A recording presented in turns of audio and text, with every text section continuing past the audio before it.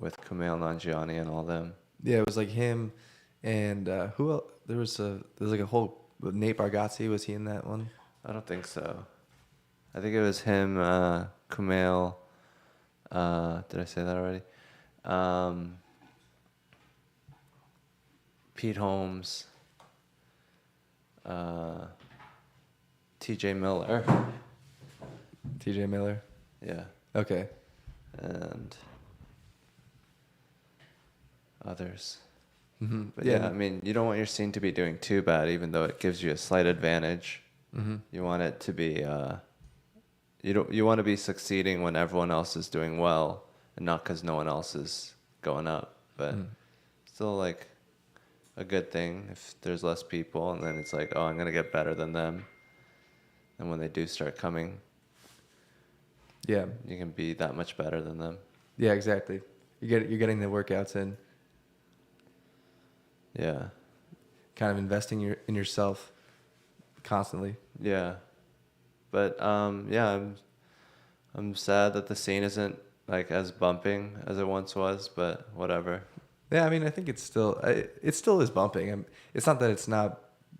It's not that it's not great. It's just like I just notice it comes in these ebbs and flows, and seems like it's kind of in an ebb, and then I'm sure it'll pick up again pretty soon. Yeah. But it's still fun. It's hard to go out because of the heat. Exactly. I think that's a big part of it is the heat. Yeah. That sucks. Yeah. The heat. The heat is awful. That's why California is so great, because it's always great weather. Yeah. But like New York has shitty weather and they're still rocking it. They're still killing it. Yeah. New York is like 90s, 80s or something. Where's volume on my side? Down? For the listening. Down? Yeah, just down a little bit. Oh, perfect. Okay. Thank you. Hello. Gotta get the audio right. Make it louder than it has to be. Well, that's interesting. So you have fans already listening. Yeah. Nice. Yeah, it's live. Yeah, nice. I like it better that way. Yeah. It's feels like more that we're doing something, as opposed to if we're just recording it and then putting it out later. It's like, is this gonna be in or not? Mm-hmm. And then you're not as engaged. Yeah, it's like a performance. Yeah. Yeah. It's like performing in front of like a live audience. It's like yeah. Well, Rogan used to do his completely live too, didn't he? Yeah. That's He doesn't do that anymore. no, it's probably for the best. Yeah, I mean, his is so big that, like, if someone says something crazy, that could make the national news. So it makes sense. Mm-hmm.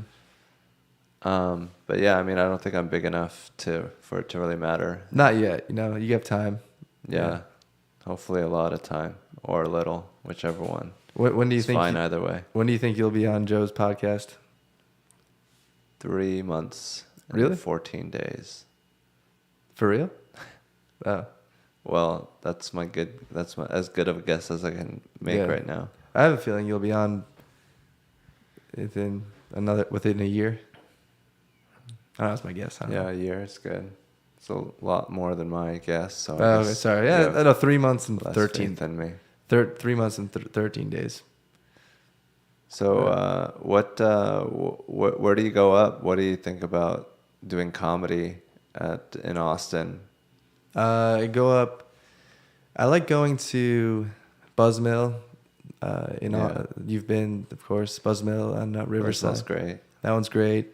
Creek It's in a the great Cave. audience because Really it's good. like liberals or like young people that are all poor, and they're not like into clubbing, because usually when I went, it was like on Friday nights, and it's like they don't want to go out. They don't want to like get drunk and do stupid shit. They want to like talk to each other. And there's comedy. I'm sure some of them come for the comedy. But yeah, it's a cooler crowd. It's not like a crowd that's like douchebags or sorority princesses. It's like intellectuals or like people that are actually trying to do something interesting with their lives. So I like Buzzmill. But they don't do the Friday mic anymore, right? Yeah, no, they canceled that, unfortunately. They used to do that. That was one of the best ones in town. I loved going there. Yeah, it was at like 11, Yeah. and that was fun. Yeah.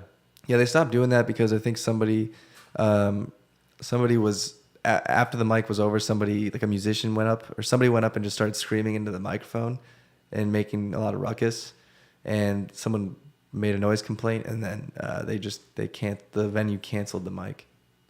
Well, if that's all it took for them to cancel the mic, I don't think they were really on board with it anyways. Yeah, no, I think they were probably just looking for a reason to. So Yeah, like whenever we were there, like the staff would be really brisk with us.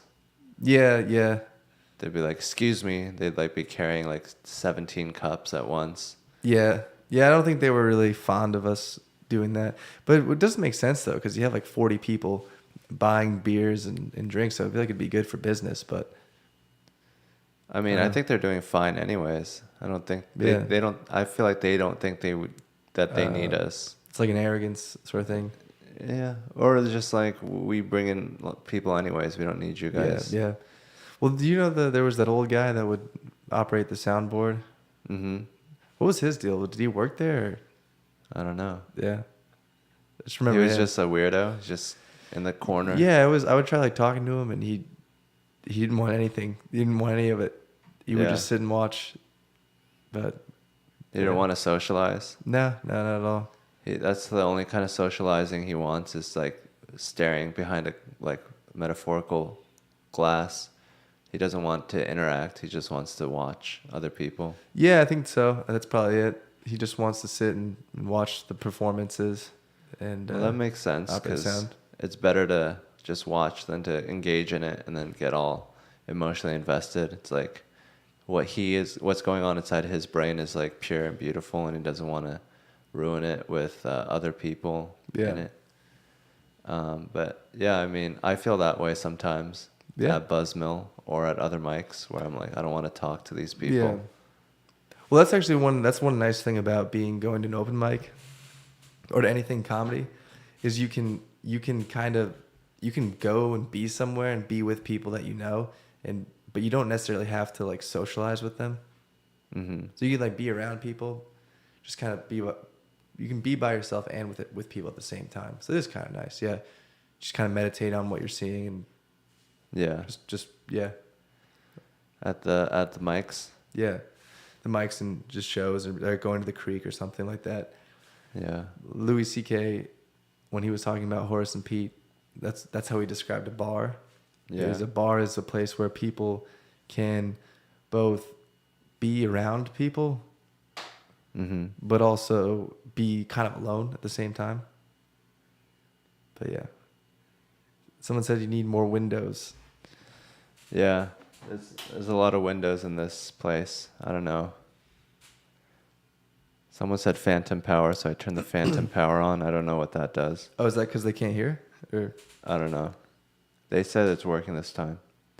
okay. But yeah, I mean, I like Buzzmill. I just think it's not the ideal space, but the crowds are good because they're cool people, like young people, but they don't expect comedy, and you can get them like at a more honest place.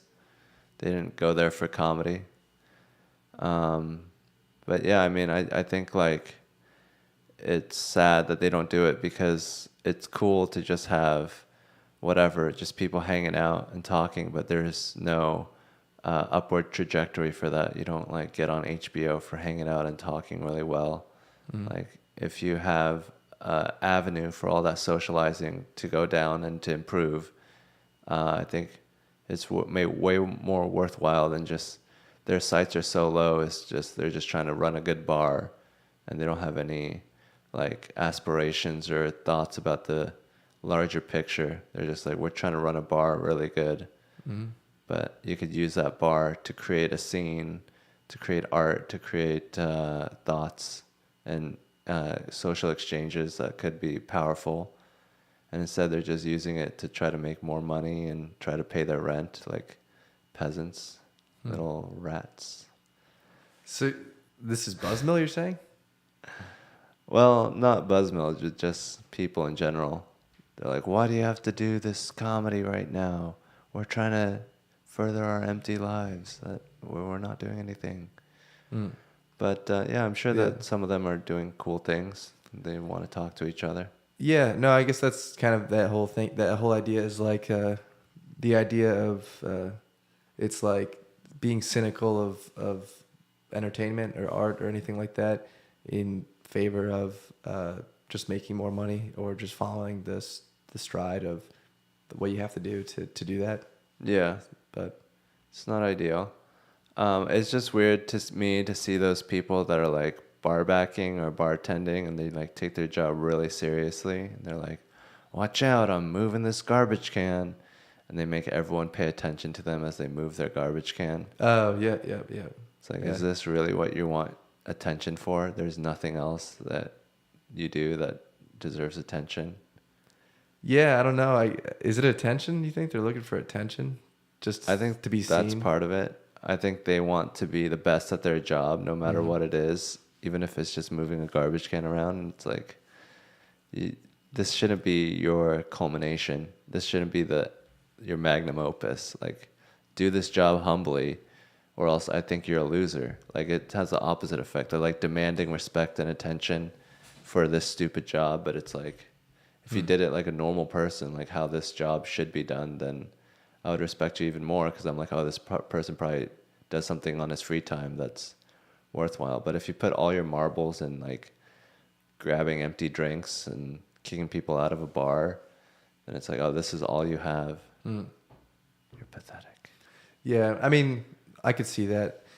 But there is something to that though. Sometimes when someone cares about their job, it's like there's almost like I think a piece of something to like respect in that. But yeah, if they're being like a dick about it, yeah, it's tough. If it's coming from a bad place. Yeah. But if you're like really good at bartending, and you're like washing each glass and like making sure everything's clean and nice for the customers, then that's a good thing. Mm-hmm. But I just feel like a lot of people think that they should be the main character of every scene and every part of their life. Yeah. You see that a lot in like coffee shops and stuff. Where people who take your order. Baristas. I noticed that actually around a lot of in Austin because I'm from Connecticut.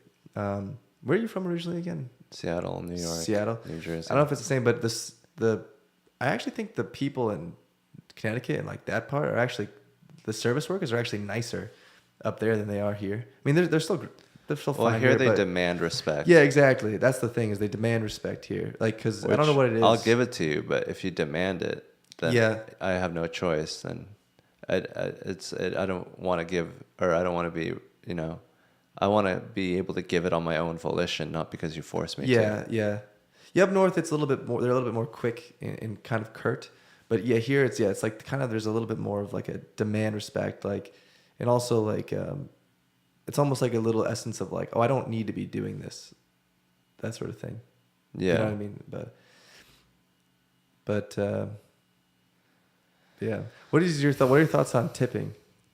Like tipping for like coffees and stuff like that. I wish it wasn't a thing. I wish you just paid how much things cost, and then they got paid a living wage. I think it's really coercive to be like, oh, did I do enough for you?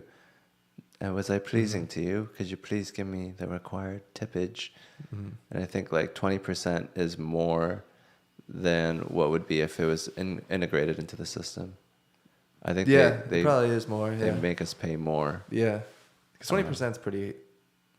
Well, do they always? I always wondered how that works. Does the full 20% usually almost always go to that server for the table? It really depends on the restaurant. Sometimes they pool it. Sometimes it goes to the individual. Sometimes the restaurant gets it, and then they give out a little bit to the workers. But yeah, I think it's archaic, and it's just another sign of America's dark past, of like lower class and slavery and all that. Yeah, because they don't do tipping in Europe really, or Asia. Or Asia, yeah. Okay. Yeah, I mean, I guess like French waiters have terrible service sometimes, unless you get into fine dining, in which case it's an art form. It's like the major leagues there of waitering. But yeah, I don't think it's a good thing. I think it's weird that you go around just giving people money. I think it should be done, not so overtly. It should be like money should be handled, like in a more civilized way, just under the table. Like, yes, you deserve human dignity and, a living wage, and you don't have to make it so obvious that you're like giving these people peanuts to live on.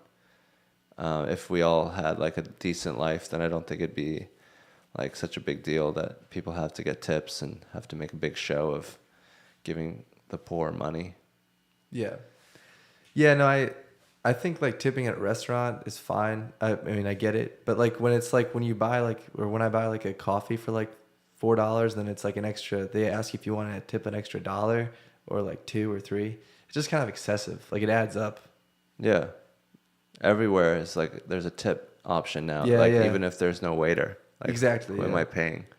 Well, the craziest one I ever saw was I went to a place and there was a cashier, and then he flipped the whole tablet towards me, and then I chose what I wanted and like set it all up and then paid, and then there was a tip option after that.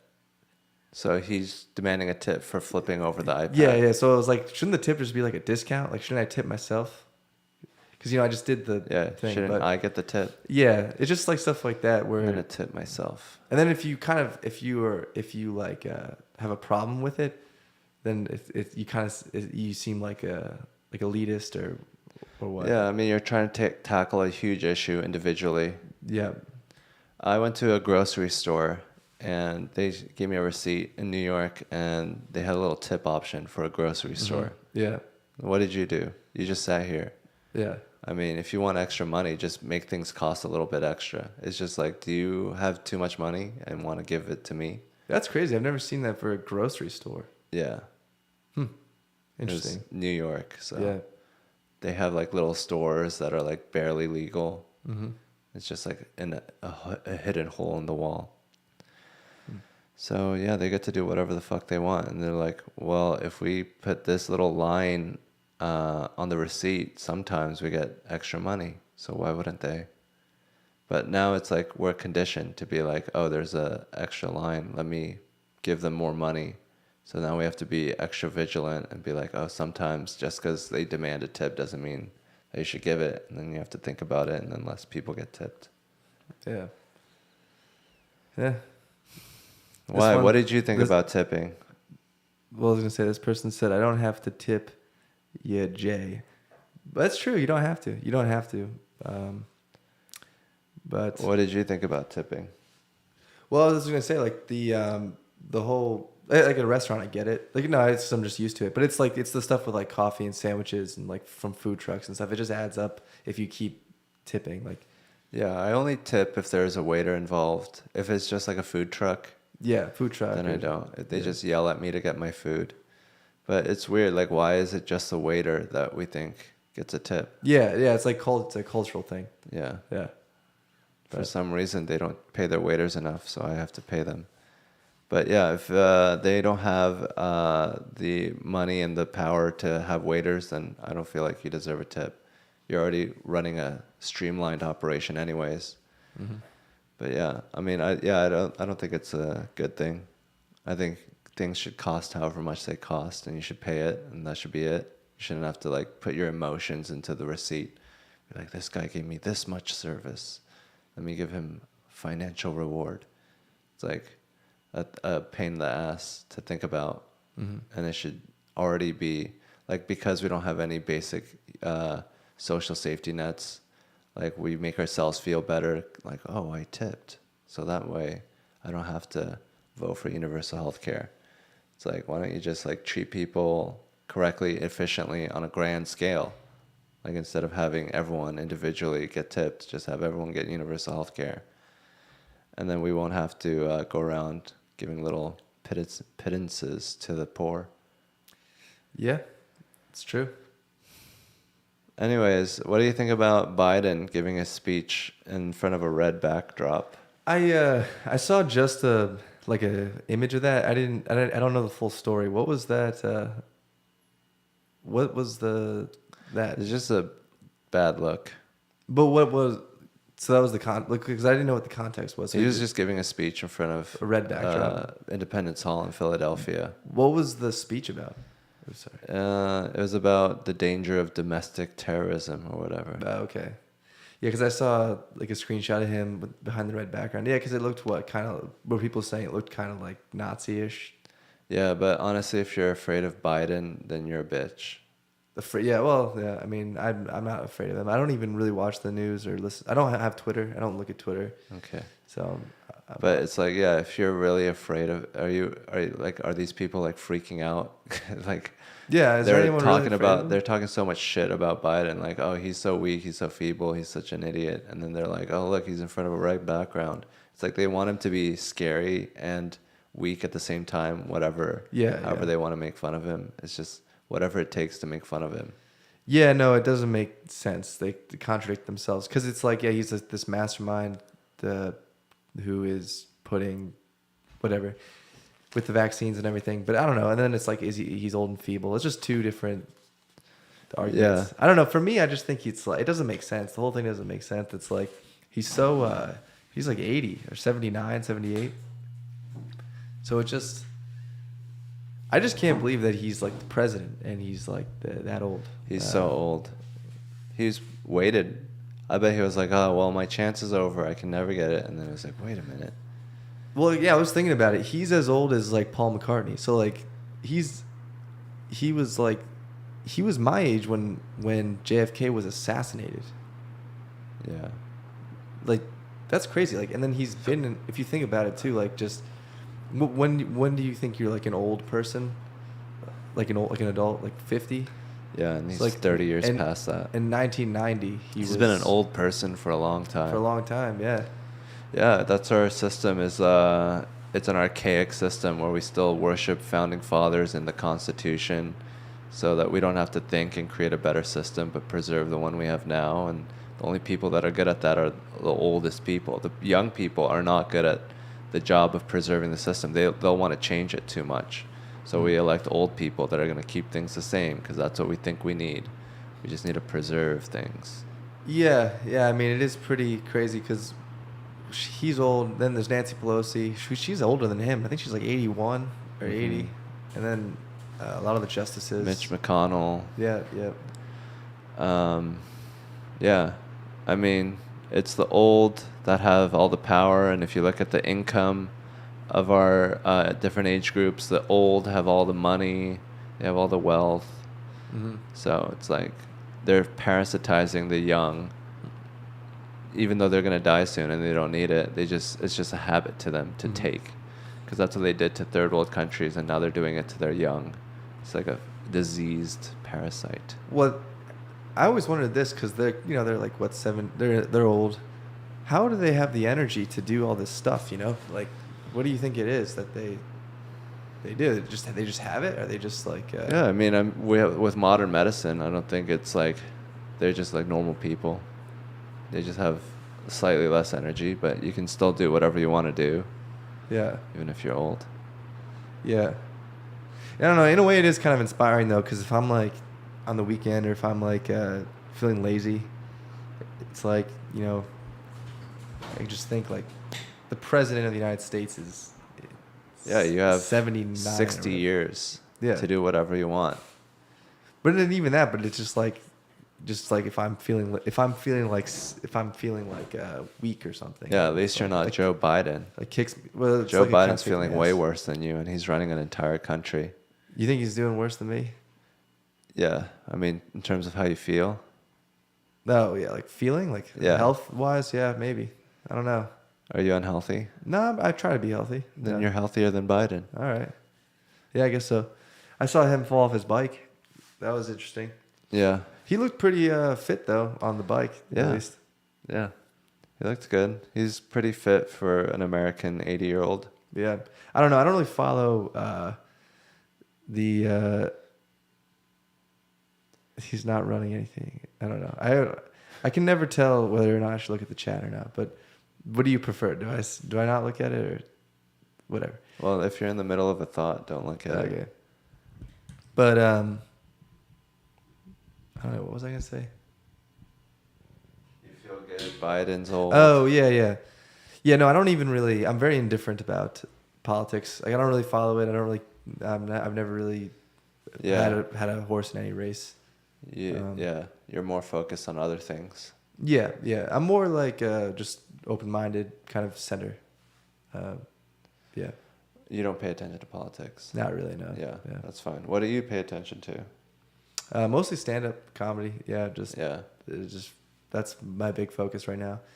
So It writing has been. jokes and stuff. Yeah, writing jokes, just kind of figuring out what's But going on. isn't it weird? Like you're saying you're focused on comedy, but comedy is like looking outward. So you're focused on looking at life and the world. So Yeah. which part of life and the world are you looking at and focused on? Well, that's the big thing right now that I'm struggling with is like I'm focused on comedy, but what I have to do is it's kind of like a paradox where I have to actually step away from it and do other stuff to then get the material, and that's the problem I'm having is not doing the other stuff to get the material, like living more life and like doing things, making plans. You got to do things more. Yeah, do more things, kind of get more interest. That's why I'm trying to limit the amount I look at my phone and Instagram and stuff, and hoping that I can start to do other stuff and find other I'm learning piano right now. I'm trying to do that, and otherwise I work a lot. Yeah, that's good. That comedy's making you think more consciously about living your life. Yeah. As opposed to just like droning on and not really worried about, because if you're doing comedy, people are looking at you. Hopefully you have an interesting life that you can share. And if you don't have an interesting life, then it's like, what are you doing up there? So it's like sort of forces you to be an interesting person. Yeah, it definitely helps. Especially with stories. Have never really told stories on stage, but you look at some of these comics that have led really interesting, have been interesting, and a lot of their material is just is stories, and they just get those from experiencing it and then being able to convey it in a way that's funny. Yeah, I mean, even if you're a storyteller, it's like still a lot of the stories that you tell aren't funny. And you have to go figure out which ones are funny and aren't. Yeah. Because if it was easy for them, then everyone would be a storyteller, and then all the best comics would be storytellers. But joke tellers are a large portion of the comedy community. Yeah, no, it's like there's storytellers, but the storytellers still have to be funny. There's some comics. It's almost like every storytelling comic is funny. I don't think there's a lot that aren't necessarily funny. But like there's a lot of great, like Tom Segura is great storyteller, Mike Birbiglia, John Mulaney is really good at that. But I wish I can get down to that avenue to do that, because I think that's like really complex stand up is a story, but I'm not there yet. I don't think I'm mostly doing one-liners and kind of trying to do bits. Yeah, I mean, you have to have an interesting story to tell, but I think even more important than that is like your ability to think that it's interesting. Yeah, you have to. Yeah, that's the thing. Is I have to think. The person has to think. Who's saying it has to think it's interesting. You can't expect them to. And it's like a way of looking at the world. When you go through like a story, you're like, oh, what is the most interesting way to look at this? Or like being so firmly in your perspective that you know how you feel about certain things. Yeah. As opposed to just being open-minded and going through things as they come to you and judging how you should feel to get the best results. But I feel like even if you're telling jokes, you're still telling a story. You're still telling a philosophy about how you look at the world, which can be even more powerful than like a strict storyteller that's like on the nose about, oh, when you're talking to a flight attendant, this is how a funny thing to say would be. But if you're telling a joke, you're like, look at the bird in a tree. It looks like a taco or whatever. Mm-hmm. Then that you're telling a perspective of how you can be talking to a flight attendant and look at the world in a funny way. Mm-hmm. So just because you're not directly on the nose telling people like what happened in your life and what transpired in your life like as a story, you could still be telling people like things about you, like Mitch Hedberg. Yeah. Like he never told a story that much. Like he told a few stories, but we still know his perspective and we still can embody his persona wherever we feel fit through his jokes, because it's him. It's coming from him, and it's how he views things. And he's good at what he does. Yeah, he is. He's good at encapsulating his perspective. Yeah, no, I mean, him and I mean, George Carlin never really told stories. He did bits. Like he never did autobiographical stories, but you could definitely tell that that was him. You know, that's him. Yeah. That's you could see that's George Carlin. Yeah. And there's some guys who do both. Yeah, Louis. if you want to tell stories, then that's all is required to tell stories. And then you put in the work to make it happen, and then you're a storyteller. Yeah. But if you really like stories that much, you'd probably be telling them already. You think by now? Yeah. I mean, that's fine if I don't. I guess I don't really necessarily want to do stories. I mean, my favorite comic is Louis, so I would love to be able to do. He does stories, but he does. My favorite Louis bits are observational bits. Yeah. So I guess I honestly would rather be more like an observational comedian, or like a Jim Gaffigan, where you make the observation of something, and you break it down. Yeah, I feel like that's really cool because then you actually are telling people things that they can take home with them. Like this is like an actual thing that I saw, as opposed to like, oh, we know that Nick ran into a Mexican person on a scooter one day, and that's how he reacted. I guess that's true. I guess I don't really it's not stories that I want to get into. It's more bits and observational comedy. That's my favorite stand-up comedy. I think is observational. One-liners are great. I love Dimitri Martin. I don't know if you're familiar with him. Yes, I'm familiar with Dimitri Martin. Yeah, he's out of a lot of the one-liner guys. He's probably my favorite. Yeah, he's like 50, and he looks. Yeah, he's old now, right? Well, he's always been old for a while. Yeah, but he has a great bit because we were talking about comedy clubs. He was talking about the best comedy clubs are built in a way where it's like low ceiling, few escapes, it's crowded. It's like the best comedy rooms are the worst places to escape from a fire. Yeah. That's Dimitri Martin joke, right? Mm-hmm. Yeah, that's good. Yeah, he has so true. And he has a great bit about silent letters. I can't do it justice, but it's so cleverly written about like you're a G, get out of here. No, be quiet. We'll just tell them we're foreigners. Like in the word foreigners. I didn't do it justice, but he's great joke writer. One of my favorite joke writers of all time is Dimitri Martin. I mean, I think those are great too. One-liners and observational and stories are great. It's just I don't like the hierarchy of like people are like stories are the best. And I get that. Well, it's like comparing not art. Real it's like comedy. Blues is better than whatever. Yeah, it's just more artistic, but it's less translatable. It's less relatable. But yeah, I mean, I think that whatever way it comes out for you is great. Like I don't necessarily want to hear a story every time. We just are used to one-liners and observational comedy because that's like what most people do. But if everyone was telling stories at every mic, I don't think it's like it'd be exhausting because stories are usually long and boring and they take a while to get started. No, if it was all stories, get to a punchline, tell a one-liner already. No, it is annoying when you see people just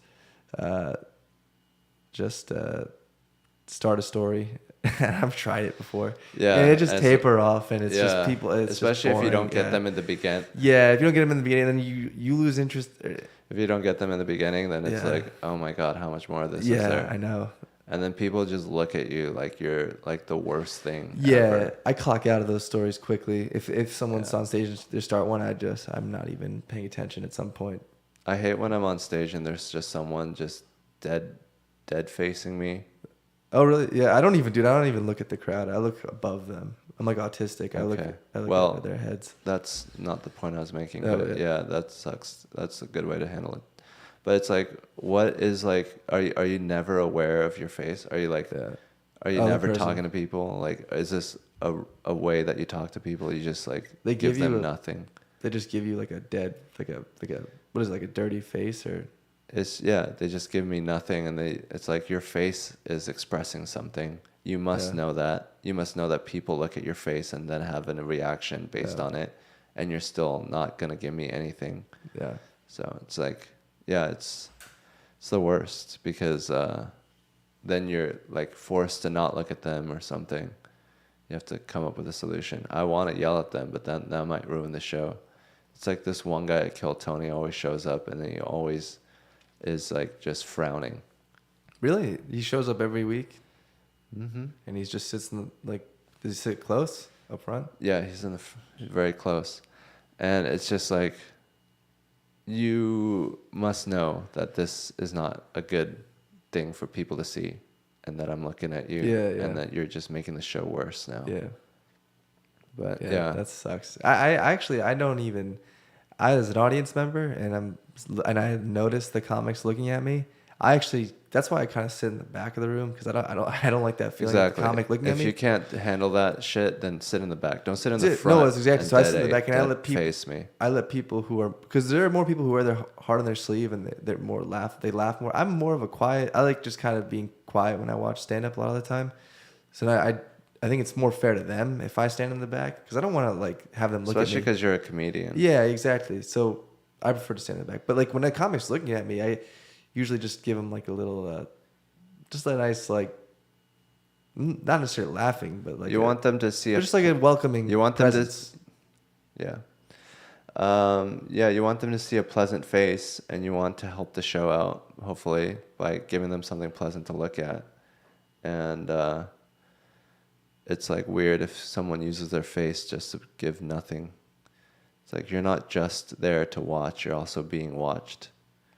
And it's just act like other parts of your life. Like, do you go to like a parent teacher conference, and then when the teacher's talking to you, you just try to look like a goddamn stone-faced soldier, Like look miserable, like you're not enjoying yourself. like in other social situations you don't do that. Yeah, you don't do that at like a restaurant or at a barber shop. Or I mean, imagine being at a barber shop and someone's got this guy's cutting your hair, and you're just like you're looking miserable. Yeah, you want to look like you're having a good time, so they don't like freak out or anything. That, or at least relaxed in some way. But some people like look at comedy and they're like, oh, you need to make me laugh, so I'm gonna be as miserable as possible so that I get the highest high.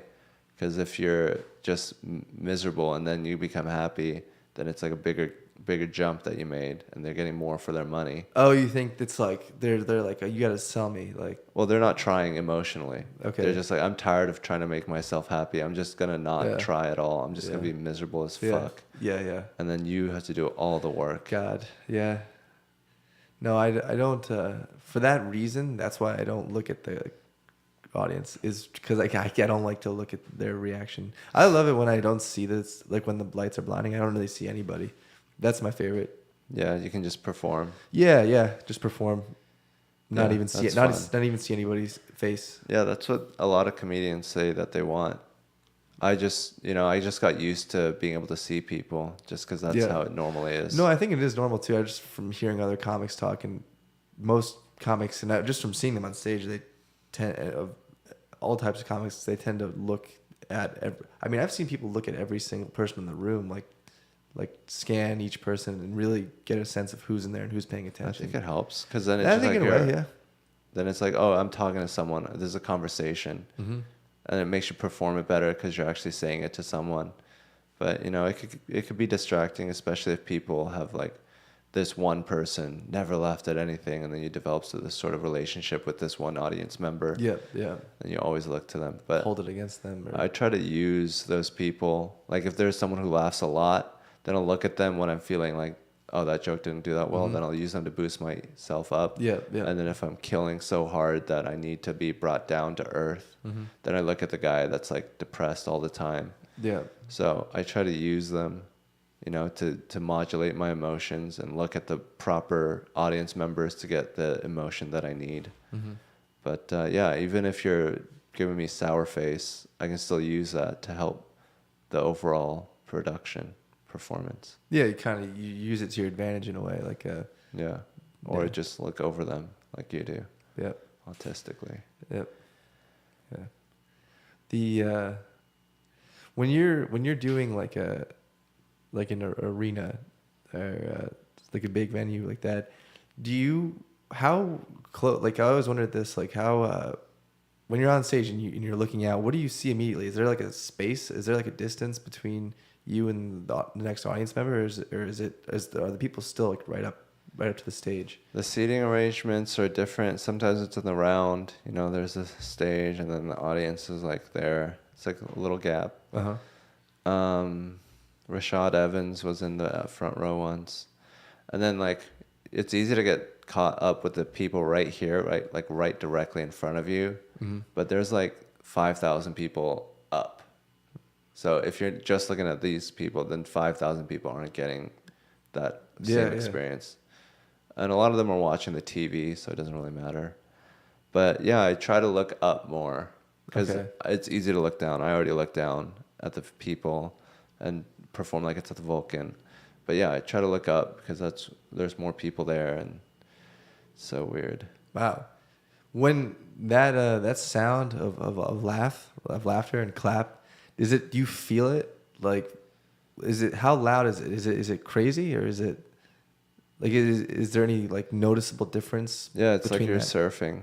It's like a large amount of energy, and you just let it channel through you and inform your act and give you enough juice for the next bit. Wow.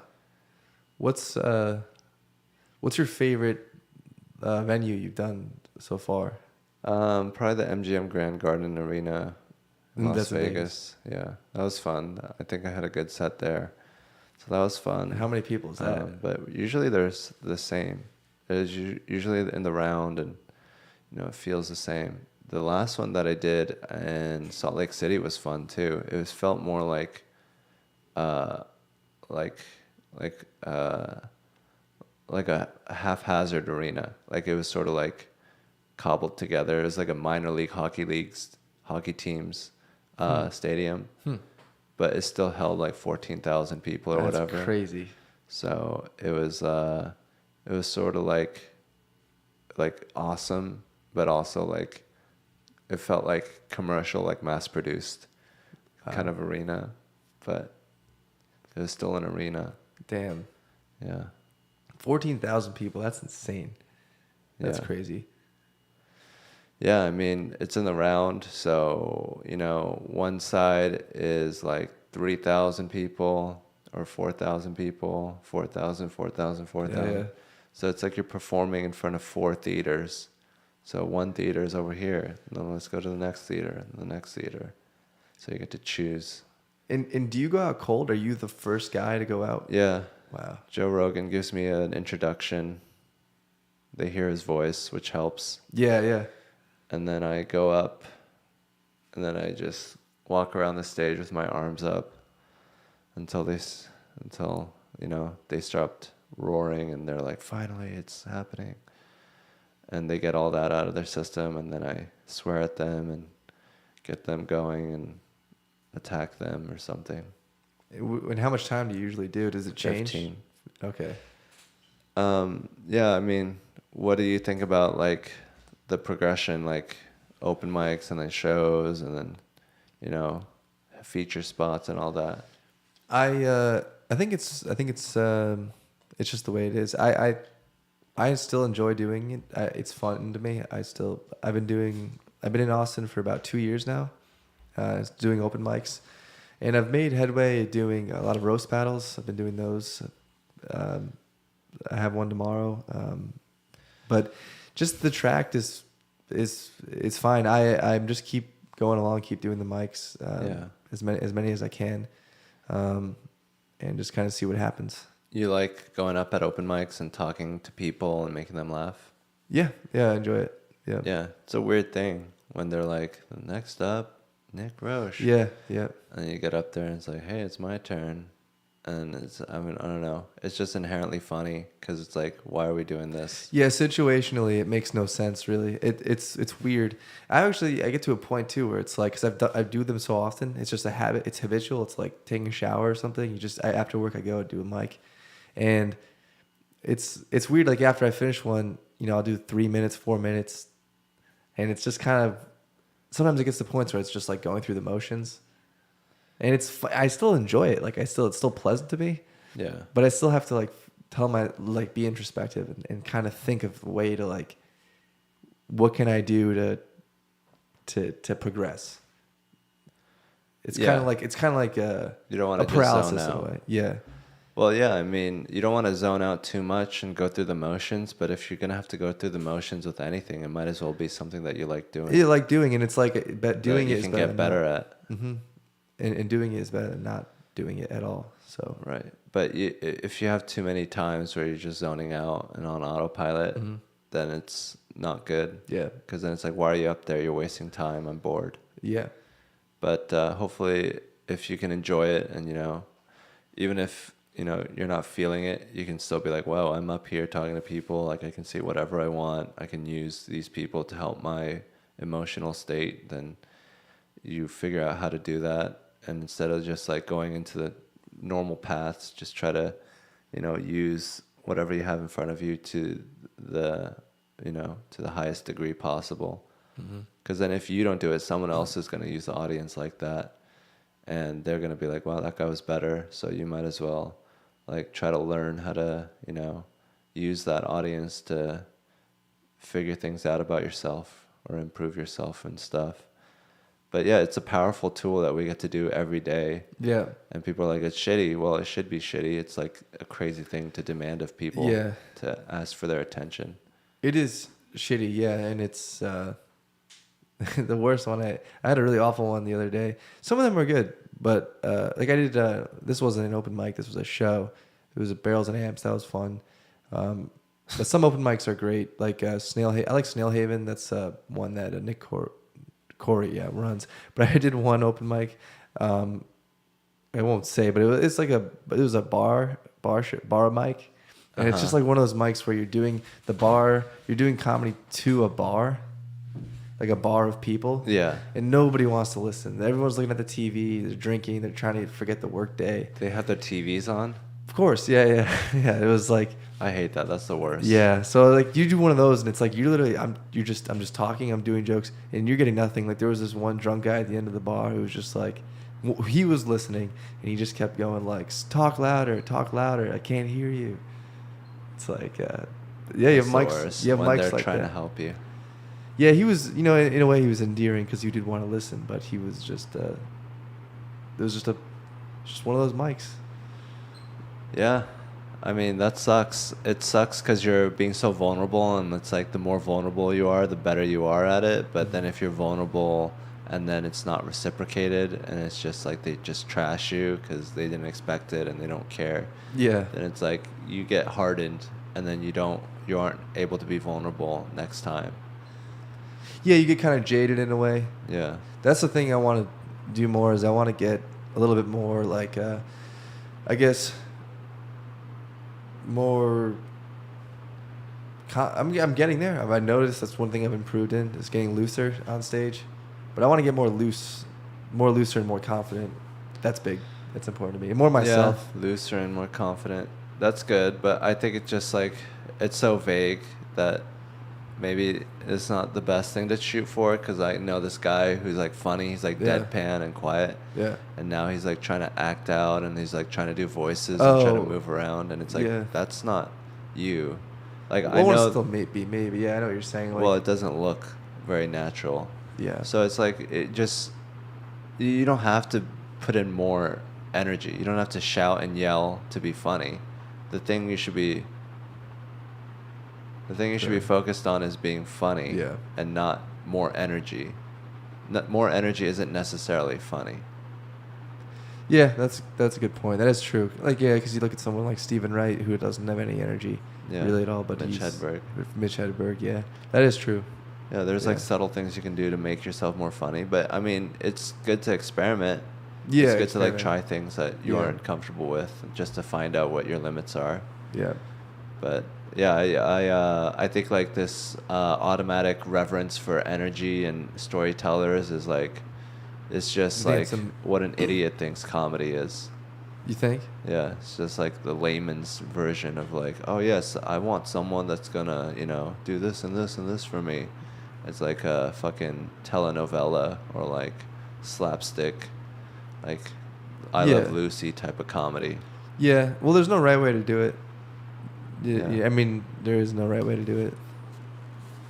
Yeah. Everyone does it differently. Yeah. But I just don't like it when people that are like good at one thing are like, no, this isn't me. I'm this other thing that's better. And it's like, I don't think that not everyone should be doing the same type of comedy. And No, yeah, I don't think so. I don't think everyone should be doing the same type. It's all depends on the person. It depends on what the person who's doing it wants to do and what they feel more comfortable doing. let me try opening the door.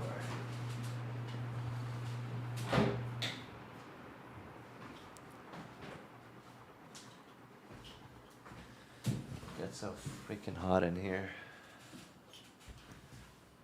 What do you think? It's cool. Yeah, I think. Anyone saying anything? Yeah, no, it seems pretty. Seems good. Yeah, there's nothing crazy. I mean, it's pretty tame. Yeah. Seems like a nice chat. I mean, Yeah. I think it's good to like just have a good conversation and then let them talk about it than Yeah, it yeah. is to like just like look at what they're saying. Yeah, no, I'm trying not. Last time we played, last time I did your podcast, I kept paying attention to it a lot. Yeah. This time I'm not really. I glance at it here and there. But Trying to get it right in the center. I don't know. It's not perfect, but oh, the camera. Yeah. Yeah, I think it needs to be tilted more towards my direction.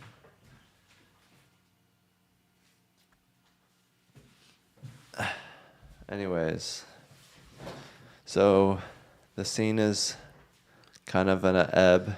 Seems to me that's my opinion. Feels like an ebb, but Fewer open micers. Everyone's like, "Oh shit! I guess I can't just become famous overnight." yeah, no, it's a long journey. I mean, you've been doing. How old are you? If you don't mind. 33. And you've been doing comedy for 9 years. Yeah, so that's Yeah, it seems like Yeah. everyone's been doing it around 2 to 3 years. yeah. I'm 4. Okay. Yeah, it seems like everyone's the same age, comedy-wise. Yeah. Which is interesting and good. But yeah, a lot of people haven't been doing it 9 years, which is unfortunate, because I think if they did, they'd be funny and they'd be great at it. You're saying So it's just about longevity. yeah, no, that's really big. It's what I've come to appreciate too. Like a lot of my favorite comics, they don't really. I mean, comics who succeed young, it's a very small amount of people. It's like the Pete Davidson, Eddie Murphy, and yeah, I can't really. Taylor Tomlinson, she started when she was 16, and Yeah, they and good for- usually and quit. Dave Chappelle. They usually quit. Dave Chappelle hasn't.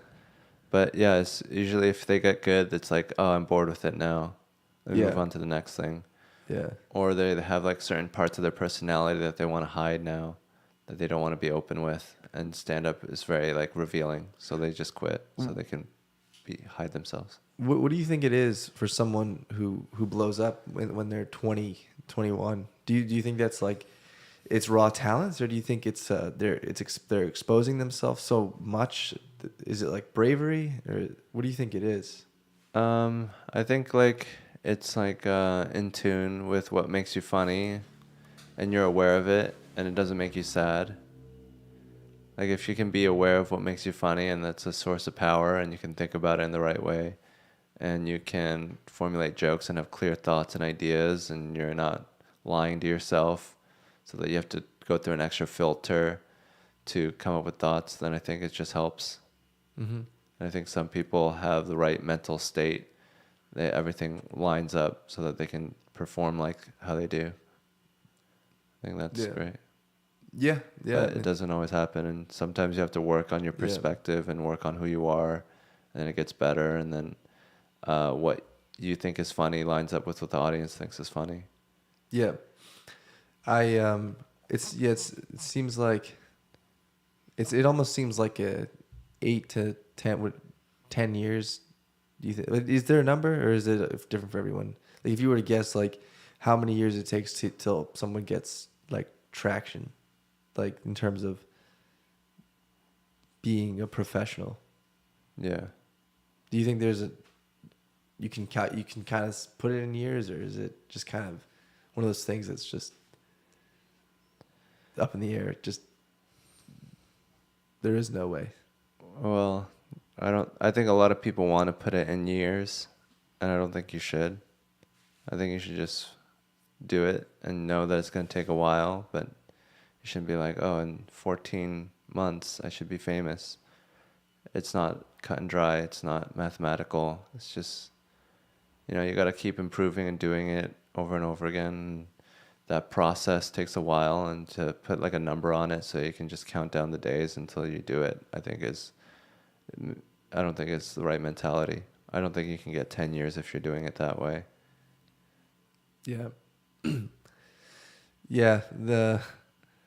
I think I've heard people say it takes like 20 years to make a great comedian. I think Louis said that. But I don't know. Yeah, I mean, he's been doing it 30 years, so obviously yeah, he would say that. Yeah, yeah. A lot of guys, it seems like just a lot of my favorite comics, it seems like they don't really start to hit their stride till their late 30s. Yeah, Bill it's Burr. an old man's game. Yeah.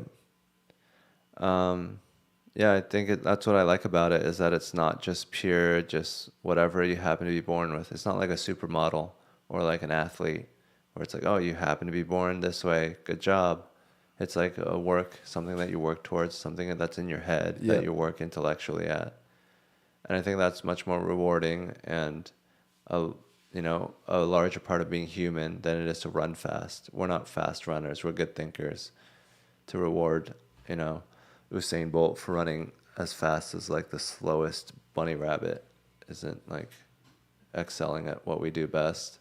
It's just what we like because we're uneducated and we're powerless and weak and dumb, and we don't know what our success is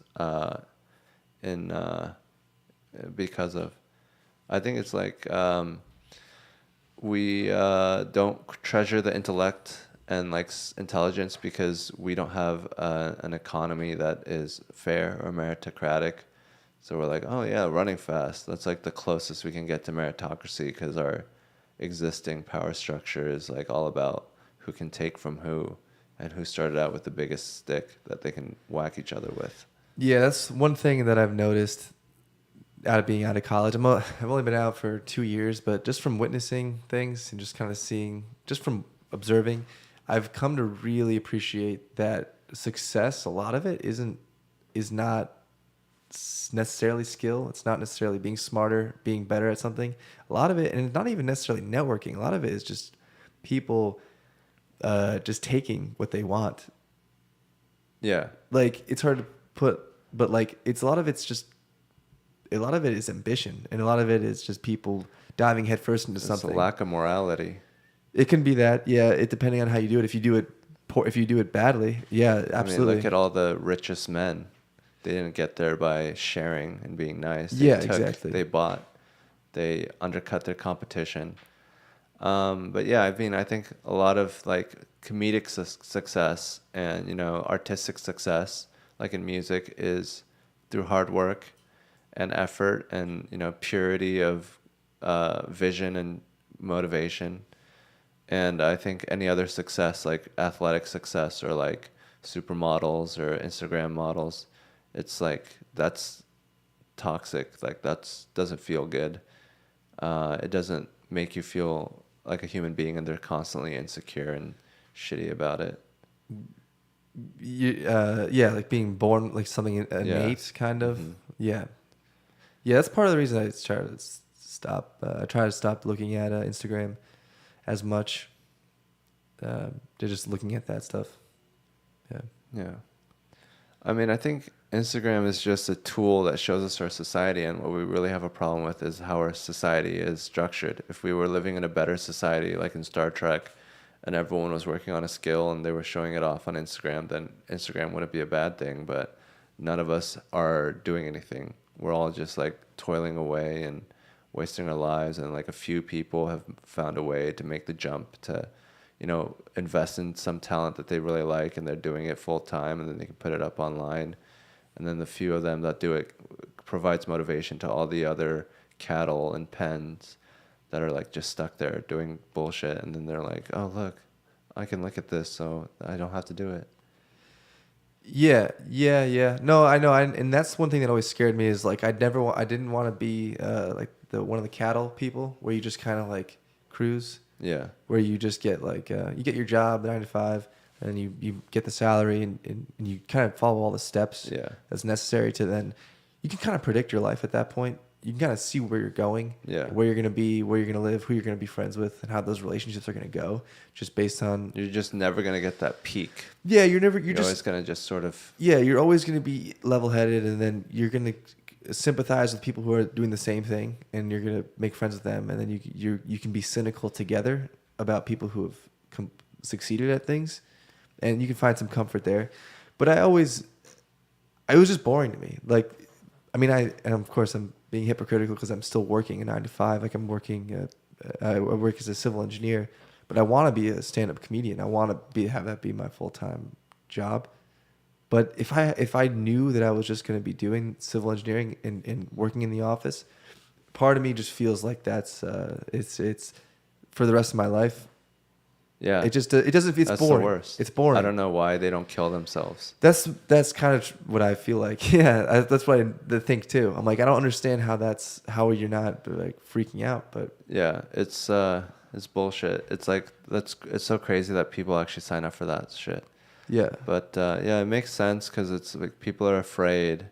Like, you know how most people in movies are just like doing whatever they want, but I feel like movies don't capture the fear that most people have of their life ending. exactly. It's a lot of fear. It's a ton of fear, and it's a lot of well, if they're doing it, I should do it, Yeah. and it's a lot of like, well, your parents, they want that for you because they know you'll be safe, and they want you to have health insurance. They want you to provide for yourself and It's live just the world we a live comfortable in. life. And there's nothing wrong with that. Honestly, for some people, I mean, there's some people who that's their dream. There's nothing wrong with that format of job. It's just if you're coerced into it, or if you have no other option than to do that, then that's fucked up. Or if everyone is trained to do that when it's not the most useful form of human beings. And one thing that's even harder is when it isn't, when you're doing it and you know you don't have to, and you're fighting with yourself to make the jump away from it.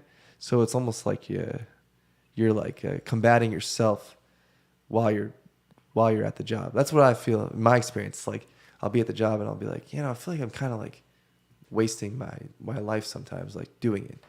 But comedy, like doing stand up after work, doing it on the weekends, that's like it's just like a nice escape. Yeah. It's like You're like at hope. least investing in yourself.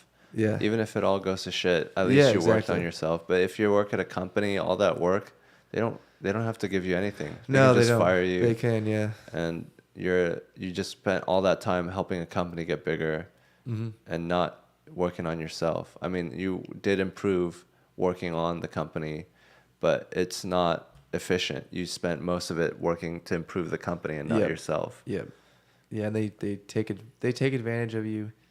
And it's tough to see just in offices that I've worked in, to see somebody who I've worked in one office where this woman was there for like 40 years, and they moved offices, and she'd been there for 40 years, and they gave her like this like windowless office, like the tiniest one in like next to the printer. It's like, the management there, they could have recognized that she's been there for so long that they could have given her like a nice little corner, like a little window office with a window and stuff. But it's like you see how companies treat their employees, or I do it at least. I witness it, and it's just like it's kind of a bummer. Yeah, that's your life. future. If you do well, that's what you could end up as. And it's like, why would you sign up for that game? Like the only reason is you're afraid of not being able to make it on your own, which makes sense because they make it as difficult to make it on your own as possible. I mean, healthcare is tied to work. We have no social safety net. Yeah, the whole healthcare tied to work thing is.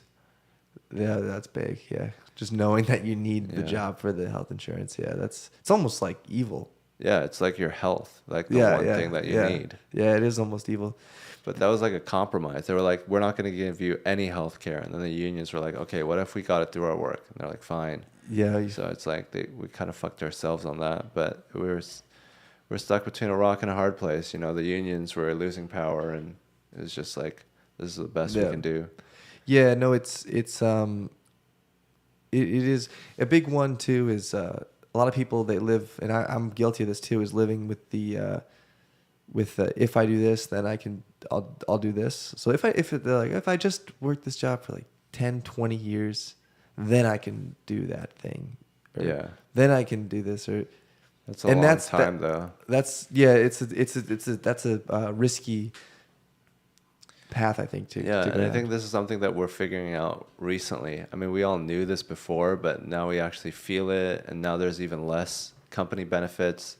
Yeah. There's less money flowing down, so it's like, why even do it? Like we're slowly waking up and being like, why don't we have an economy that works for us instead of human beings that work for the economy? Yeah, yeah, and economy that works for us. Yeah, as opposed to yeah, that's true. And Like, it's what is the point of this? We created it. If we're just creating it just to slave away in it, yeah, yeah. It's almost like it's it's taking pointless.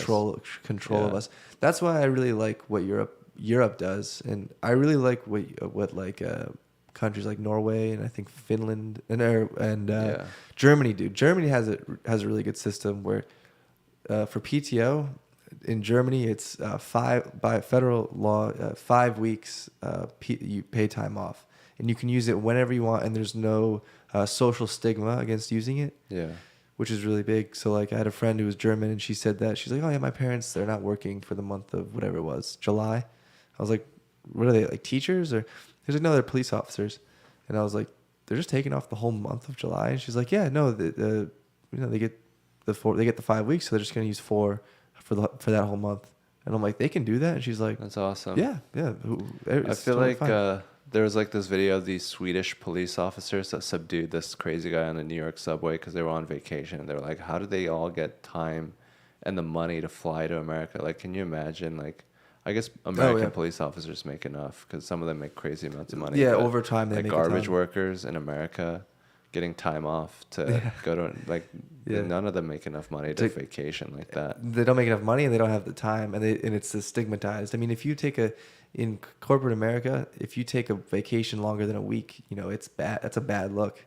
Yeah, it's That's like, bad. oh, you're weak. You're I can take weak. you over now. You're weak. Yeah, I'll take you over.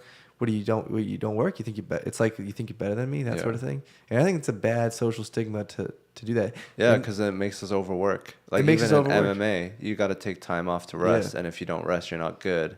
So if you're constantly working, you're not actually constantly working. No one is. You're just droning. You're droning on. Yeah, And you're it's- actually productivity is worse, I think. yeah, yeah, and yeah, you're just like pretending to work, and you're not actually getting a good perspective on things, and so you're just sort of like mindlessly like turning the levers, but you're not like doing it with any sense of idea of what that's doing. So if you knew what that was for, then I think it would be easier to work harder and stuff. Mm-hmm. But yeah, I mean, the Swedish cops, they were like, they didn't like tase him or like shoot him. So, and I think like American cops sometimes are rough with like poor people Mm-hmm. because they resent having to be mental health care professionals. Yep. Because if they were kind and nice, then the homeless people would all come to them with their problems, be like, "Oh, help me, physically restrain me because I need it," and they don't want to do that, so they just like give them nothing. Like, there's no amount of benefit that you can get from me treating you the way that I do. Because if they started giving some sort of benefit back to the poor, then it would just be constantly inundated with poor people that need physical holding or whatever that poor people need. Because like everything is the police's job. We give people no money, throw them out on the streets, and the police have to deal with it all. They have to deal with it. You see it on 6th Street all the time. I mean, Yeah. crazy people just walking around, the homeless, and the police have to be that mental health. They have to do everything. And I always wondered, like, what do you do like for someone like that? I mean, I don't know what they do, like how they can. Yeah, I mean, look at how they're kitted. They have guns and handcuffs. Yeah. What yeah. are they? What they don't Yeah. have Q-tips, No. They nail don't. clippers. They don't have, whatever All blankets. they can do is shoot them and tie them up. Yeah. That's what they do. But yeah, I mean, I think like the office culture bullshit is like toxic and stuff. And Yeah.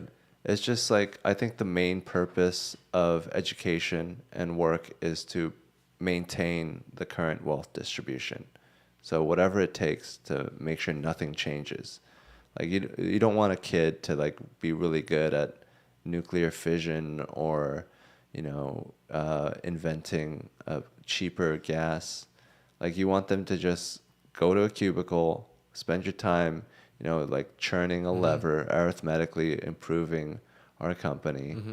And you don't want them to like coming up with new ideas or having free time and organizing and starting a union. So like all of our education is designed to make sure that nothing changes.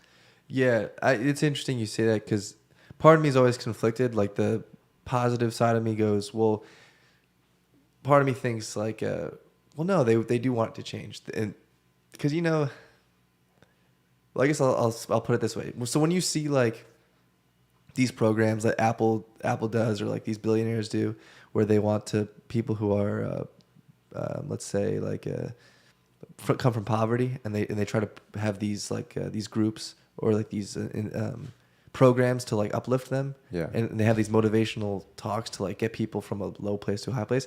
Is that just for do you think that's just for show? Like, yeah, they don't really want that? They don't really want anyone coming up too high. Yeah. Because they want to keep their wealth. I mean, if things shift in the lower classes, I don't think they really care that much. Yeah, because as long as they're on the mountaintop and they can just watch everything from below, just kind of move around. Yeah, they can shift things around down there. But if you want it to make radical, actually, things that would actually help, then no, they don't want that. Yeah. But it's just like they don't even know what they want. Like they just have it and they just want to keep it, but that's because they think that it's better for us to not have money or whatever. But yeah, I think that overall their way of doing things is not good for them. Like if they wanted to preserve their wealth, the best way would be to make a better world so that there isn't this underclass of people that are just seething, trying to take things over. Like they've been able to withhold this long, so they think that they could do it forever. But I mean, I don't think it's sustainable. They give us enough to like make us happy, most of us happy. Placate us, or what is it? Yeah. Sedate us. Yeah.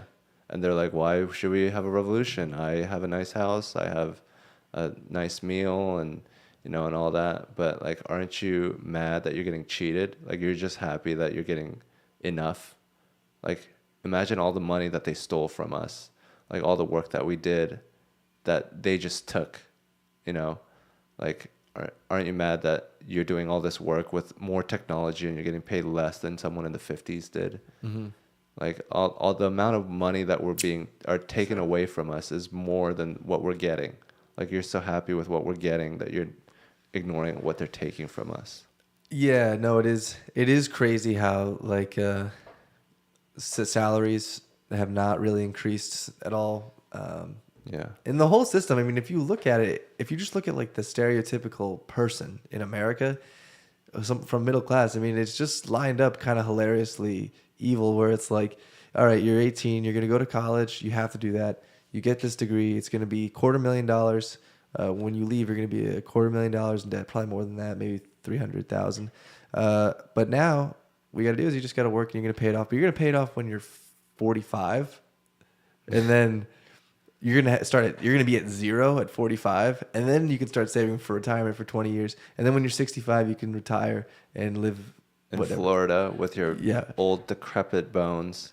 And the whole time, you have to just hope that the company that you just have to hope that you hold a job, and and pay for your own health insurance and everything, and just it is. I mean, even if it did all work out, why would you want to do that? Why would you want to contribute zero to your society besides like just a small amount? You just like, here's my little part. Like, wouldn't you want to shake things up and be like an important part of the society that you're in? Yeah, no, I mean, some people want that, and some people, I guess, I don't know, maybe some. I think that's desirable to me, and I think to a lot of comics, to a lot of people who are like trying to create. I think stuff. The world would be a better place if we all wanted to contribute something and worked hard towards whatever it is, because not everyone wants to contribute the same thing. Yeah, it's true. But then I do talk to some people, and it's like, I can just tell that this person is just like they're just kind of like, they're just very simple.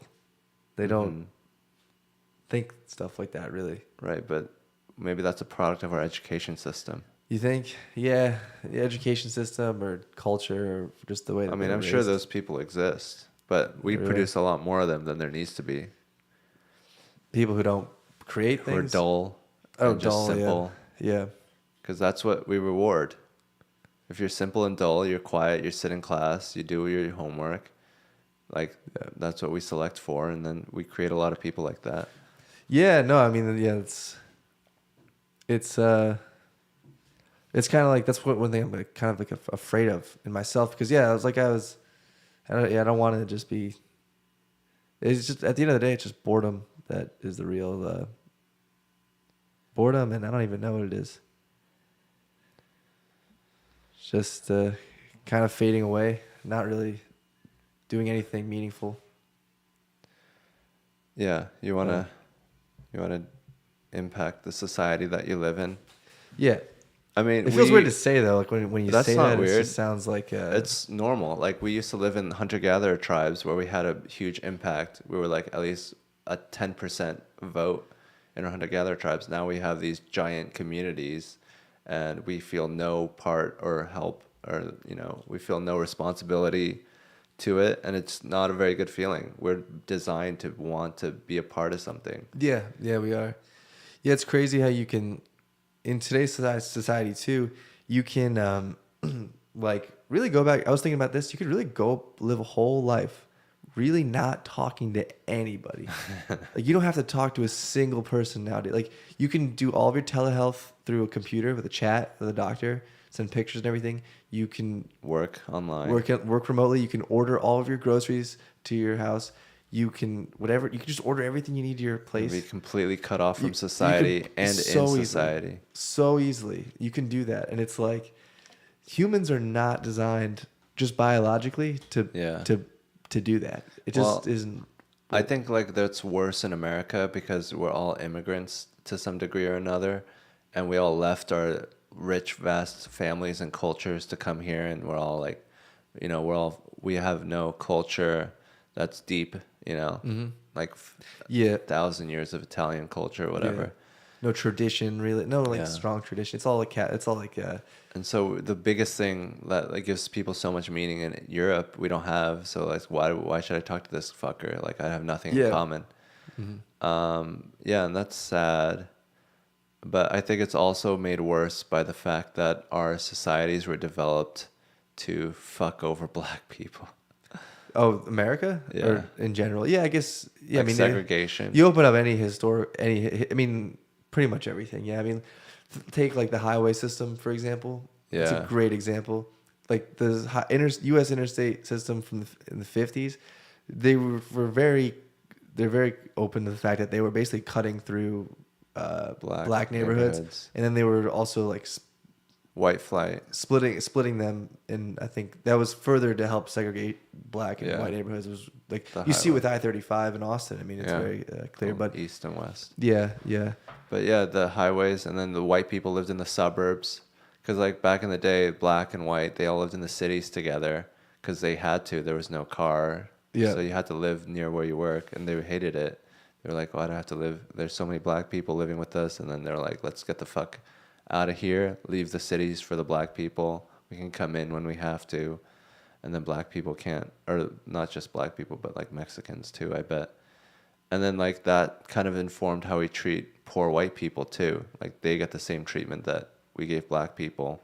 And we just got used to having this underclass below us that we don't want anything to do with, that we treat like shit, and they're still there. They're still going to work for us because they have no choice. And it's just like in Europe, they didn't really have that because they didn't have chattel slavery. They didn't like ship in boatloads of foreigners to work for them. So everyone in that community is someone that they like. Mm-hmm. So you would never build a highway through some neighborhood and then live far away and then come in because like why would you do that? Yeah. Everyone here is Flemish or whatever. Yeah. Except for the Jews. They hated the Jews. Yeah, they did. They really did. Yeah. Now that they had hard time in Europe. I feel like that's why we're so psychotically evil to poor people is just because we practiced with the underclass that we have of minorities. Yeah, it's like the whole it's like the whole basically the whole thing of America, and it's basically just like exploitation. Yeah. It's like It's like they wanted to go into the middle of nowhere. They came from Bach and Mozart and fucking, Leonardo da Vinci and like civilization, and they're like, I Yeah. want to go to Georgia and live on a plantation and have slaves work for me. Like that's crazy. well, the crazy thing is now is that we still have that. But now our slaves are we don't even see them. Yeah. I don't know. And we don't even call them slaves. We don't, that's the thing is like the stuff that's all in here, this room, this phone. It's like it all came from overseas with slavery, I believe, but I don't know. I don't know what it looks like, but it's Yeah, still it's still not a good. slave. Yeah, it's bad. It's like as much as we can get with paying as little as possible. Yeah, yeah. So it's like, are we gonna go? Like I was thinking this, like the way that I view slaves in where China and that make our stuff now, is that similar to somebody who was in like New York City in like the 1820, who was looking at the stuff that he had or they had, that came from the Cotton. South? Yeah. Is it like the same thing where it's like, well, I don't witness it. I don't know where these. I've heard about the plantations. I've heard about it. I don't know. And then we get more information about it with pictures and newspapers, and then you go, oh, this is fucked up. This is bad. Like why? And then we Right. have the Civil War. I think that's gonna happen with us with what China. I think we're Yeah. me and you people in America, we're gonna be starting to be like, this is kind of fucked up. Like Yeah, what's should going we on over change there? it? But Should we change it? that's better to be like, oh, things are fucked up, but I still have to do it, than to be like, well, who cares? I could do anything. Then just fucking party. Like Yeah, I that's know. the worst. No, that is bad. Yeah. Because that's like not doing anything and not having the right mindset while you're Yeah. not doing anything. At least if you're not doing anything about it, but you feel bad about it, then that's better than fucking Yeah, because that's a step along the way. Yeah, enjoying the horrible shit that's going on, because it's so easy to make fun of liberals. They're like, oh, they talk like they want to help black people, but they're not doing anything. But that's better than not helping black people and not wanting to help black people. Yeah, I guess if you look at it in a progression, it's better to Yeah. get to that point and then kind of move more to where you Yeah. actually start doing something than to not. But people nowadays are just too focused on their own hedonistic pleasures. They just want like their dick sucked and they smoke a vape and listen to a podcast and Yeah, I mean, have their asshole cleaned by a bidet. yeah, that's the thing is like you can really like just be a hedonist if you want it. If you want to, there's no law against it. I'm very like I don't know, self-critical and stuff like that, so I don't know if that's even the right word. You're too I'm self-conscious. too self-conscious and self-aware to like do stuff like that. But yeah, you can literally live a life of, eat whatever, drink whatever, smoke whatever, do the drugs. If you wanted to in America, that's one thing you can really easily do. Yeah, that's what we're designed to do. It's easier to separate us that way. Just be like, focus on yourselves, and then the whole thing is going to shit. And I think it's great that people want to focus on themselves and improve themselves, but at some point you got to improve the society around you. Yeah. It's not always you. You can't always just muscle your way out of every issue. At some point, your society around you has to improve too. Yeah, the environment's big. One thing I was just thinking about was like was Austin, and the fact that like, I drive around and Austin's probably has so much money. I have to guess with all the people moving here, with all the corporations here. I was thinking they should start really like improving the roads here. The roads are awful. Just like driving around, the roads are so bad. It's like that's one thing that could make living here so much nicer. Right, but it's the whole infrastructure that needs to be fixed, because there's Yeah. so many roads. Yeah, there's so many. And it's so inefficiently spaced out that if you wanted to improve the roads, it would cost Unbelievable Yeah. amounts. But if Unbelievable. everyone was packed in, then you'd only need to improve one road to improve the life for 100,000 people. Yeah. Right now, you have to improve like a whole neighborhood. Yeah. It's just so many roads. Driving around Austin when you're not on like a highway, for me it feels like I'm driving like all terrain. Like the roads are awful, like bumpy and like potholes and like yeah. Yeah, I mean, it's not even their fault. Like, if you pave everything over, like, that's why trains are so much better. Like, it's just a rail. You got to focus on Yeah. 2 rails. If you want to improve a street, you got to pave over it like 4 lanes. A lot. No, it's a lot of work. Yeah, a lot of Yeah. layers. It's expensive. Yeah. If only there were more trains in Austin. Yeah. I always end up talking about trains. What do you want to do? You want to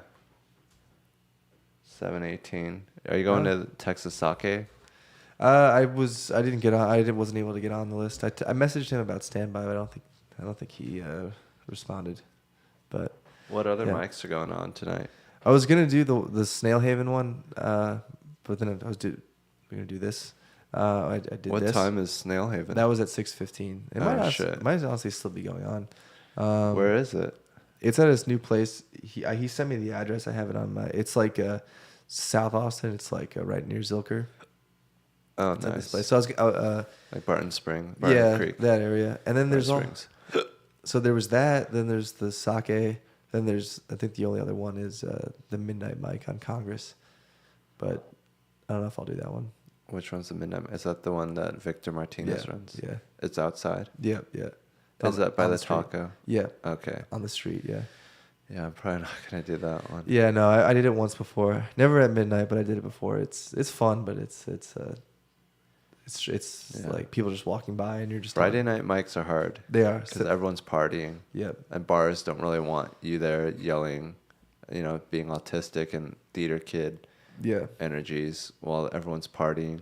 Yep. They don't want that. Yeah. Saturdays are the worst. Fridays are second worst. And then everything else is pretty even. Yeah. It's pretty fun. When the world is partying, that's when we rest. You work. Yeah. That's why I like the Buzzmill mic so much, because it was Friday.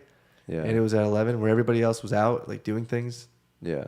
And this was like a nice little time to just like do stand up with people who were there to just hang out and drink. And what are they doing there now? I don't know. I'm gonna talk to I think Raymond. Yeah, Raymond was the host. I think he had the connect.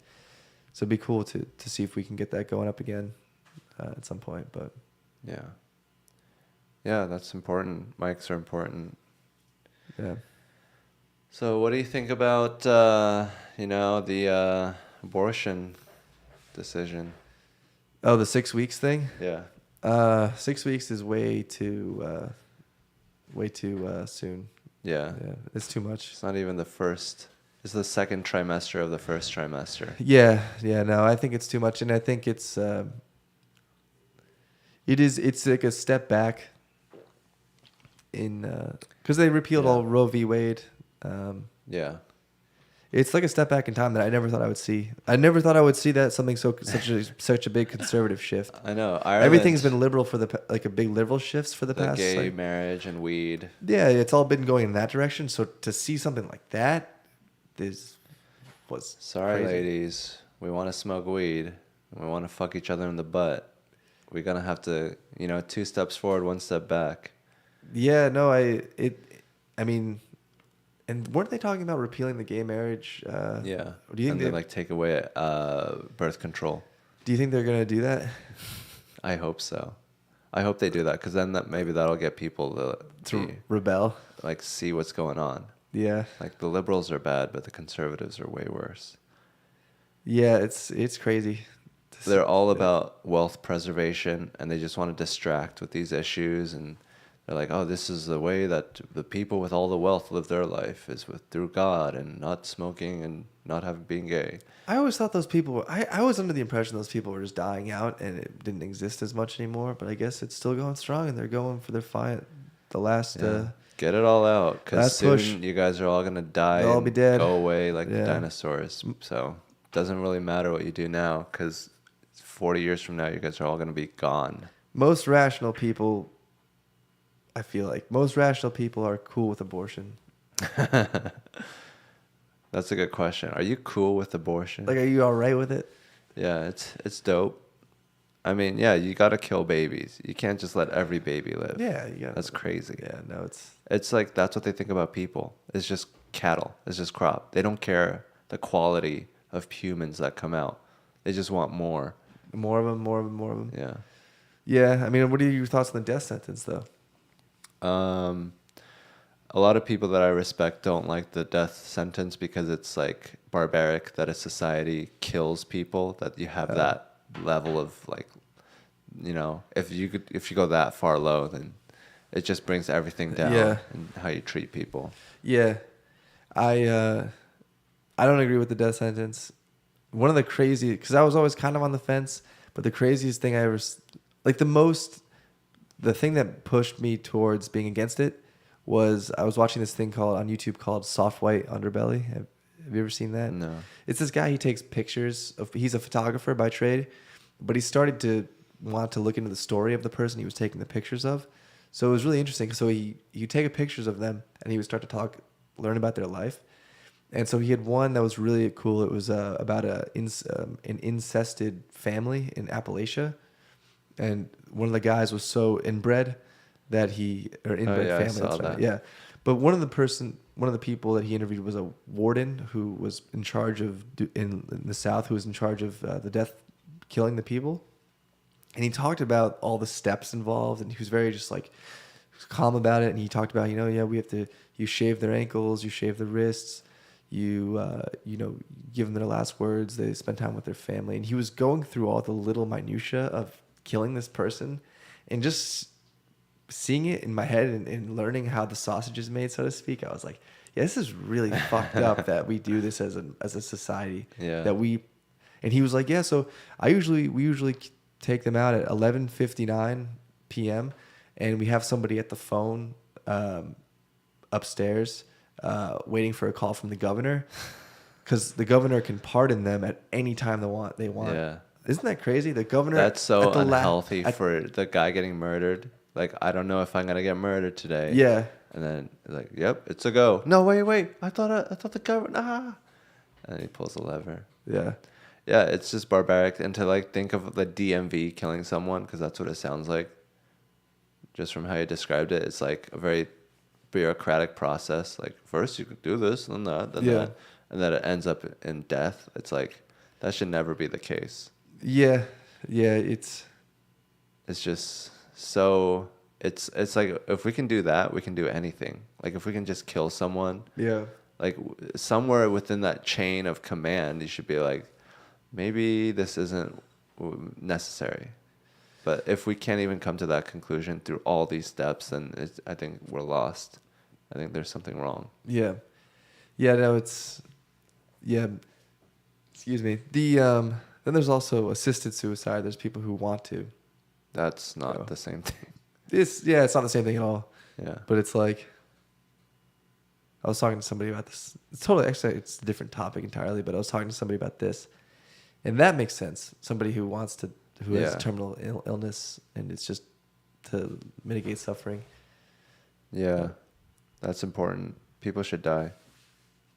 Yep. If they want to die, honestly. Yeah, it's just like this idea of human beings as just like vassals for their lord. And like, oh, we might need you to fight off the Huns, so don't kill yourself yet. It's like, this isn't... The person isn't a tool for the society. Like a person should have autonomy, or else it's like, what's the point of, like if you have outlived your usefulness to society, or even if you haven't, like, it should be your life to decide. We don't need all hands on deck anymore. It's not like we need everyone to be chopping wood. And if we did need everyone chopping wood, then people wouldn't feel so hopeless and want to kill themselves.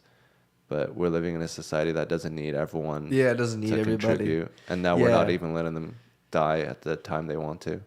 Yeah, that's a big one, is not having things for people to do. That can fuck with your head, because we are meant to do things and like build stuff. Like, I feel like that's just biology. Like, you're meant to be around people, and you're meant to like do stuff. That's why we have like video games is a relaxing thing for people, but they're doing something. Yeah. If you are at your job and they're not giving you anything to do, but you also have to look busy, and you do that for 8 hours a day, that'll fuck with your head. Yeah. I mean, it fucks with my head. The whole purpose of a person is to make something, and then to not even make something, but pretend to make something. Yeah, no, that's what I do, because it's like I realize that I'm a engineering consultant, or like a consulting, so they want me to. They are incentivized for me to be there, because for every $1 I make, they're making $2 or $3. Yeah. They're charging the client. So it's like, they're just happy that they just want me to be there. So it's like, sometimes they're not giving me stuff to do. Like, I need stuff to do. And it's like, when you don't have something to do and you want to be productive, but you don't really have anything, and you're in the cubicle and you're in the office, and it's like, yeah, my mind goes to a point where it's like I feel like I'm in like a solitary confinement, kind of. Yeah. I mean, it's like using your creative mind to do uncreative things. You're literally like not doing anything, and you have to be creative about how you not do anything. Yeah, yeah. I mean, you were an engineer, right? Yeah, for a little bit, For how long? like a year. And was that right out of school? Yeah, And then when did you go full time stand up after that? yeah. No other jobs, no day jobs or anything. Not really, no. Okay, and yeah, that's commendable. Like, and I was thinking that I don't know if I have the balls to do that yet. To just jump out of it. Yeah, I But just had that's- a profound disrespect for the society that I lived in. I was like, I don't need to contribute. I don't want to contribute. You Yeah. don't need me. Like, what are we working towards? If we were working towards going to space or something, Yeah. then I'd be all gung ho and happy to be doing it. If comedy didn't exist, what would you be doing? You think if stand up wasn't a thing? Like if it just didn't exist? Maybe just like doing van life in the desert, or making like little wooden figurines or ceramic pots, or making something Ceramic pots, yeah. Like art. like artisan, yes, craftsmanship, making something, or like just trying to hasten the downfall of a corrupt society, staging strikes and organizing workers to fight against their bosses. Yeah, yeah, yeah. That's the only thing that really makes sense to me. Yeah. So van life and kind of meaningful things. Yeah. Yeah, I mean, I'd hope so. I'd probably just end up with a normal job, just trying to survive, trying to buy a nice TV and stuff. But hopefully I'd be an underground warrior fighting against the moneyed powers. But yeah, I mean, you want to do comedy? Would you? I was thinking music as well, but music is it's so much about looks. You think? Yeah. Like what you look like? Yeah. But it's Besides, also about like Ed Sheeran. Ed Sheeran, Adele. But then everyone else is hot. Yeah, I guess so. I'm trying to think. Well, yeah, especially pop music. Yeah, it's big. Like Olivia Rodrigo or Jack Harlow. Ariana Grande. Yeah. Yeah. But then there's something I want to. Aretha Franklin, though, Yeah, there's Lizzo. you got to be really good. Yeah, they're very talented. And it's just such a feeling-based art form. I'd rather think my way out of a problem. I don't think our current solutions require a feeling. I think it's better to think. I think feelings are great and they're powerful, but they're too loose. Thoughts can be directed and be pointed, and I think that's what we need. So music is too much feeling. Yeah, it's not concrete. I love music. I would love to be. Well, you're like 24. 24, yeah. Young people are more connected to that shit. Yeah. They're like, hey man, why don't we just feel no, good? No, but I'm more thinking though. That's me. Like in that, what is it, the left INTJ brain, or whatever. The introverted, the Myers-Briggs Jewish. test. That's all bullshit, right? I mean, it's probably like zodiac signs, but for whatever, it's probably the same thing. But I am more of a. I always thought I was more of a thinker. I'm not a big feeler. I don't feel much. Yeah. Yeah, which is good and bad. Yeah, it is bad though, because it's like I want to feel more in general, but it's good I think to also for the. Comedy. I mean, I look at the people that feel and they're a mess. They're always that's the thing. That's probably why I don't really. They're being led astray. They're like, oh, I feel like this now. Oh, I feel like that now. It's like you have no sort of concrete foundation. Yeah. Yeah. No, people who are all gas pedal on feeling and emotion, it's entertaining to witness a lot of the time. It's cool to see. But I don't think they end up feeling better. No, I don't know. It's because their lives are a mess. Yeah, their lives are a mess, and but they're a slave to their emotions. Yeah. They don't know what they're gonna feel next. I know that whatever I feel next will be in line with my goal of world domination. Yeah. There you go. Yeah. Yeah, I mean, I think it takes both. But I think we're too feely. I think our intellectual side has atrophied as a society, and we're all like More about emotional. yeah, we're all about like feel good, man, Yeah. and that doesn't solve anything. Yeah, it's a big one. Feel good. You know, it's like all these companies, they sell you the emotion. You know, what is it? Coca-Cola, buy happiness or try Yeah, a little happiness or something. Um, yeah, it's big. And you fall into that trap, it leads to a hangover. Like anything that feels good, it has a hangover. yeah, Booze or anything. Food. yeah. It's not a solid meal. You can't feed yourself just on, satiating your urges. You gotta like actually like do something and create something new instead of just like trying to get rid of pain or just feel good all the time. And I feel like if you just focus on feeling good, you're not gonna feel good. You're gonna like, you're not thinking long term. If you think more, you're gonna think long term, and then like plan ahead, and then you're gonna have more long term happiness as opposed to like short term, just chasing the next high. The next high, yeah. Yeah. Kind of delayed gratification, Mm-hmm. putting That's things important. off. Yeah. Yeah. So do you think like a lot of comics are feely or thinky? It depends on the comic, I think. I think they're more thinky. Yeah, I think the more thinking. I think if you're a feely comic, you don't really, you don't last because Yeah. you get yeah, you just don't. I don't think if you're too feely, you just don't do it. I don't think. And you don't have the ability to put your thoughts into words. You're just sort of up there, just like, you guys need to feel like me. And it's also arrogant to just be like, I have the best feelings, because then you never have to test it. At least thoughts, you can put it on paper and like compare and contrast and get better. But feelings are just subjective. Yeah, the feeling though. Part of the interesting thing about feeling though, it's almost like it's the you could have a thought, but sometimes a thought isn't anything without the feeling attached to it. Mm-hmm. It adds like a soul to it. Like I always bring up Louis as an example, but because he's my favorite comic, but he has these amazing thoughts in my opinion, but he adds with the feeling that you could tell that he adds the emotion to it. Yeah. So like the thought itself is funny, but when he says it with the feeling, because you can tell he's a very emotional stand-up comedian, it adds another layer to it that makes it really pop. Yeah. I mean, But it it's all depends. impossible to not have feeling. Yeah. You have feelings all the time. So, like, yeah, it's not like that I'm a purely robot.